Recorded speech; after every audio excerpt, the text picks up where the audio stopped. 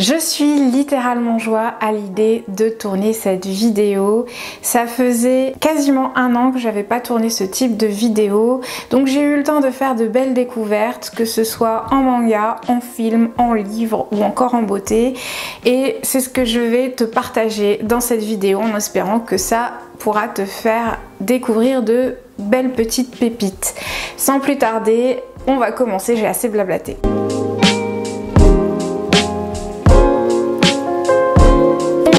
Par le meilleur, parce que pourquoi pas, si tu me suis sur Instagram, tu dois peut-être savoir que je me suis remise à la lecture de manga en version papier. Et j'ai récemment découvert un manga de Naoki Urasawa que tu dois peut-être connaître parce que j'en ai abondamment parlé sur cette chaîne, notamment dans ma vidéo dédiée à mes favoris seinen que je te mettrai en lien dans la barre d'infos si tu ne l'as pas vu. Il s'agit du mangaka qui a réalisé le manga Monster qui est l'un de mes top 3.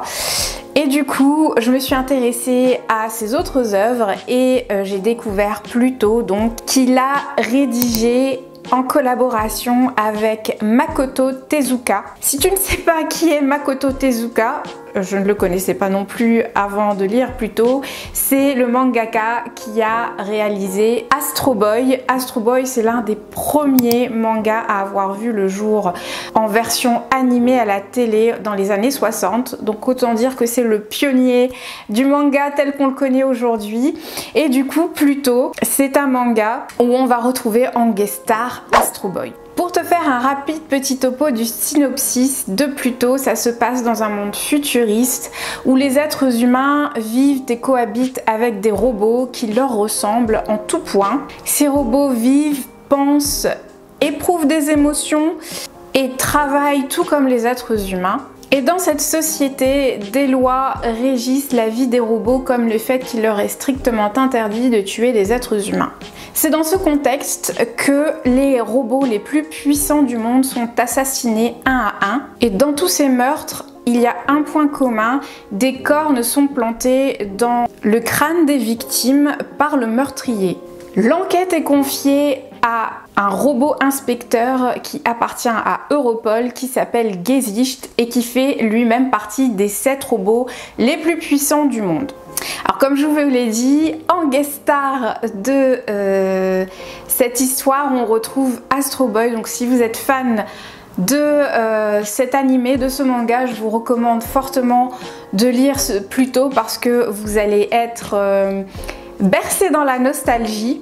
Et en plus, il y a beaucoup d'allusions, beaucoup de petits clins d'œil à Monster. Donc si vous avez kiffé Monster, vous kifferez Pluto, je pense. En plus, les dessins sont canons. Si vous avez kiffé le style de Monster, ben, vous allez être servi avec Pluto parce que on retrouve les traits caractéristiques de Naoki Urasawa, sans compter les différents clins d'œil à Monster.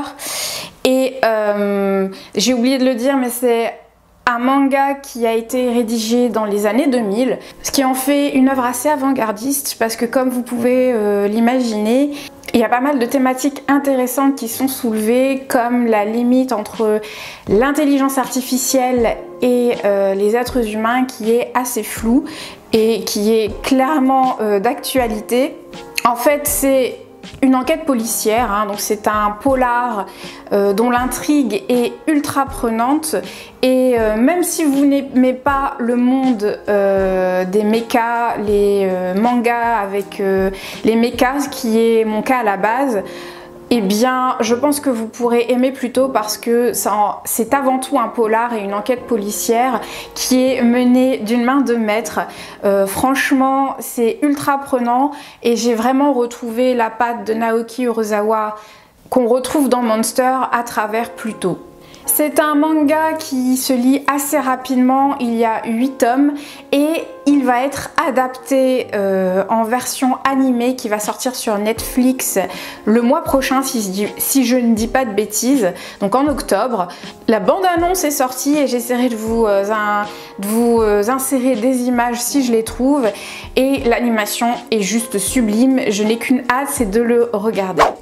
Deuxième favori de cette catégorie, il s'agit d'une personne, plus précisément de Makoto Shinkai, dont tu as sûrement peut-être entendu parler si tu kiffes les mangas. Ça n'est autre qu'un réalisateur de films d'animation japonais et qui a rencontré pas mal de succès cette dernière décennie, notamment dans les années 2010. Si je te dis Your Name, si je te dis Suzume, si je te dis Les Enfants du Temps, ça doit peut-être te parler. Je pense que c'est surtout Your Name qui l'a fait connaître. Ce sont des films d'animation qu'il a réalisés et que j'ai découvert assez récemment. Et en fait, je me suis plongée dans ses œuvres et mon Dieu, quelle ne fut pas ma surprise de découvrir qu'en fait je suis fan de Makoto Shinkai. Je pensais jusqu'à présent j'étais une fan inconditionnelle de Ghibli, fallait pas me parler d'autres films d'animation que ceux réalisés par Hayao Miyazaki, et j'ai été bête parce que les œuvres de Makoto Shinkai sont sublimes. L'animation est excessivement bien réalisée, notamment dans ses dernières œuvres. Si tu as vu Suzume, franchement, les films sont beaux. J'ai pas d'autres termes pour les qualifier. En termes d'animation, en termes de qualité d'animation, ils sont au-dessus des Ghibli, je trouve.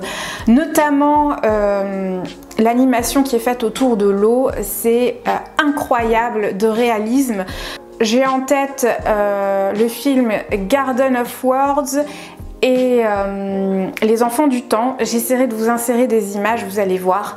C'est incroyable, vraiment, vous allez vous en prendre plein les yeux. Et rien que pour ça, je vous recommande de regarder ces œuvres. Alors, à travers les médias, Makoto Shinkai est perçu comme le digne successeur de Hayao Miyazaki. Je ne suis pas d'accord avec cette vision parce que si vous regardez les œuvres de Makoto Shinkai et que vous les comparez à celles des studios Ghibli, je trouve que dans la globalité, les films de Makoto Shinkai sont plus réalistes et moins dans l'onirique que les œuvres d'Hayao Miyazaki. Alors il y a certains loupés, j'ai pas regardé toutes ses œuvres, mais il y a un film qui s'appelle Les Voyages d'Agartha qui est sorti en 2011 et j'ai lu les critiques et apparemment il a pas mal copié les œuvres d'Hayao Miyazaki sur ce film-là. Du coup, ça en fait une de ses œuvres les moins qualitatives, mais dans le reste, dans les autres œuvres que j'ai citées, Your Name, Les Enfants du Temps, Garden of Words, je trouve qu'il a vraiment sa patte qui lui est propre et c'est ça que j'apprécie. Voilà, donc vraiment si vous ne connaissez pas ce réalisateur, je vous invite fortement à aller découvrir ses œuvres. Il y a Your Name qui est sur Netflix, donc c'est un très bon point d'entrée vu qu'à ce jour c'est l'œuvre de Makoto Shinkai qui l'a fait découvrir et qui a le mieux fonctionné, donc c'est un très bon point de départ. J'ai adoré aussi Suzume qui est sorti cette année au cinéma en avril dernier. Sublime animation et une œuvre qui est un petit peu plus ancienne, qui date de 2017 si je dis pas de bêtises, ou 2019. C'est un moyen métrage de 45 minutes qui s'appelle Garden of Words.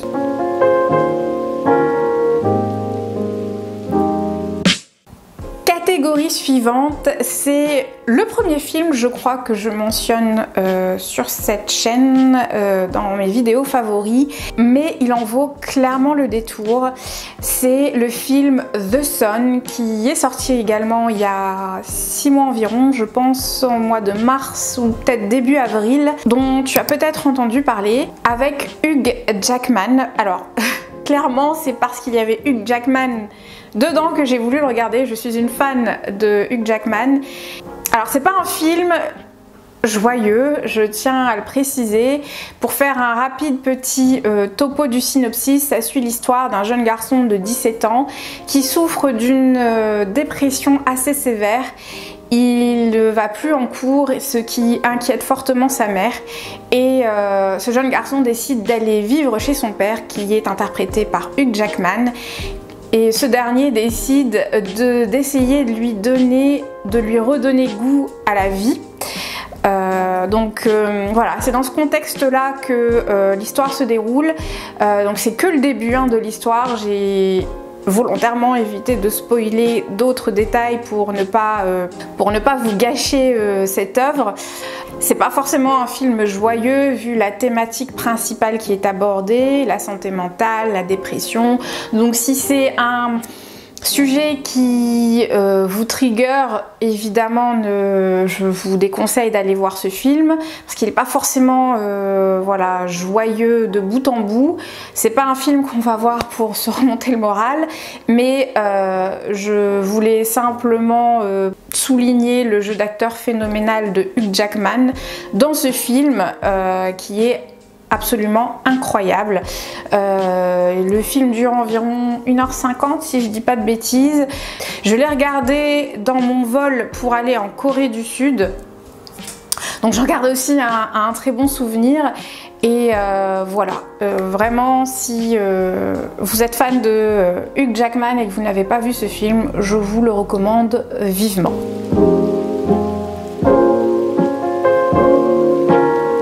Troisième catégorie de cette vidéo, ça faisait une éternité que je ne vous avais pas parlé de lecture sur cette chaîne, tout simplement parce que je ne lisais plus. Oui, c'est triste à dire, je ne lisais plus alors que j'étais une grande lectrice quand j'étais plus jeune, et je m'y suis remise très récemment à mon plus grand plaisir. Ça m'a fait un bien fou. Et je voulais vous partager un livre dont j'ai parlé sur mon Instagram, qui s'appelle Les Mémoires d'un chat, qui a été rédigé par un auteur japonais, ou plutôt une autrice japonaise, parce que je viens de découvrir que c'était une femme, qui s'appelle Hiro Arikawa. Concernant le synopsis, ça suit l'histoire d'un chat au caractère bien trempé qui se fait adopter par un jeune japonais nommé Satoru suite à un accident de voiture. En fait, le chat s'est fait percuter et Satoru décide de l'adopter. Il le prénomme Nana. Commence alors une cohabitation entre Satoru et Nana qui va durer 5 ans. À la suite de ces 5 ans, Satoru décide de se séparer de son chat à cause de circonstances imprévues. Il décide donc de lui trouver un nouveau maître et se met à parcourir les 4 coins du Japon pour retrouver d'anciens camarades à qui il veut confier Nana. Et ce que j'ai beaucoup aimé dans cette histoire, c'est qu'elle est contée au travers du prisme de plusieurs narrateurs, que ce soit Satoru, Nana bien évidemment, ou encore les différents amis de Satoru, ce qui rend ce livre très agréable à lire. On s'ennuie pas, c'est une lecture facile. C'est un roman de 300 pages environ, mais franchement, on ne les sent pas passer, et c'est aussi un voyage à travers la culture japonaise. Donc si vous êtes fan du Japon, vous allez adorer Les Mémoires d'un chat. C'est une lecture détente, mais je tiens quand même à le préciser. La fin est assez émouvante. Elle peut être interprétée de différentes façons sans spoiler. Ça reste une fin ouverte. Moi personnellement, ça m'a profondément émue. Voilà, c'est libre à chacun de l'interpréter de la façon dont il a envie. Du même auteur, il y a également le livre Au prochain arrêt, que j'ai également mentionné sur mon Instagram. Donc si vous aimez Les Mémoires d'un chat, je vous conseille également ce livre-là, qui est également incroyable et très facile à lire.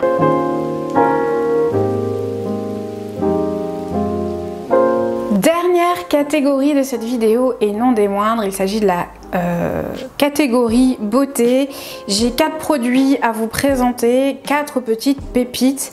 Le premier, c'est un shampoing exfoliant de la marque Sephora, une très récente découverte. Alors c'est un produit assez innovant, c'est un espèce d'hybride entre un gommage pour le cuir chevelu et un shampoing classique. Bon, ça se présente sous forme de pot comme ceci. Et en fait, c'est à base de sel et de vinaigre de cidre.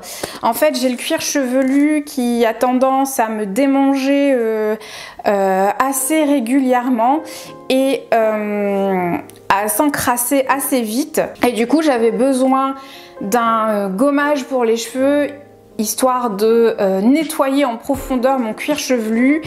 Et je suis tombée sur ce produit totalement par hasard chez Sephora et j'ai décidé de le tester parce que la compo est somme toute assez clean. Il est à base de 90% d'ingrédients d'origine naturelle et le prix est tout à fait correct. Le pot de 200 ml est à 15 €, sachant que j'ai testé tout un tas de gommages pour les cheveux et je peux vous dire que les prix sont souvent beaucoup plus onéreux que celui-ci. Et pour une efficacité qui est dans la majorité des cas assez minime et médiocre. Et celui-là, vraiment, c'est une tuerie. Il exfolie très bien le cuir chevelu. Je l'applique en 2 fois. À la première utilisation, il se comporte plus comme un gommage classique à grains.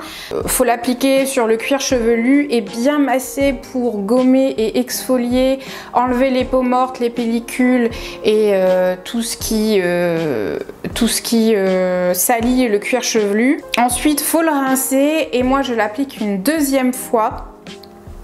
Et à la 2e application, il se transforme en shampoing. Ça mousse très bien et après rinçage les cheveux crissent littéralement tellement ils sont propres. Si vous avez le cuir chevelu sensible, je le déconseille parce que bon, il contient quand même du vinaigre de cidre et des grains de sel, donc ça peut être un petit peu abrasif et sensibilisant pour le cuir chevelu. Par contre, si comme moi vous avez le cuir chevelu qui a tendance à s'encrasser, qui vous démange assez régulièrement, et bien c'est ce produit est une pépite qu'il vous faut absolument.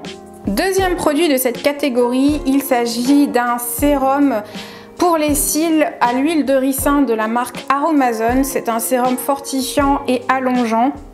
À la compo clean, si vous connaissez Aromazone, vous savez qu'ils font un effort sur la composition.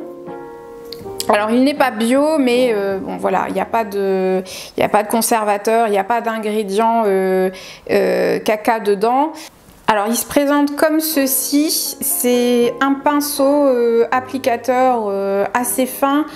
Vous devez l'appliquer à la racine de vos cils, sur la paupière inférieure et sur la paupière supérieure. Écoutez, il est très bien. J'ai vu des effets au bout de 2 semaines d'application. Donc je l'applique quotidiennement matin et soir. Alors vous pouvez l'appliquer une fois par jour, c'est largement suffisant. Petit prix, 5 € pour une efficacité incroyable. J'ai noté que mes cils étaient beaucoup plus épais et que j'en perdais beaucoup moins au démaquillage. Donc voilà, si vous recherchez un sérum pour les cils petit prix à la compo canon, je vous recommande celui d'Aromazone. Troisième produit de cette catégorie, il s'agit d'un déodorant. Alors à une époque, j'étais une grande fan des déodorants Schmitt dont j'avais abondamment parlé sur cette chaîne, et pour une raison que je ne connais pas, j'ai galéré à les trouver.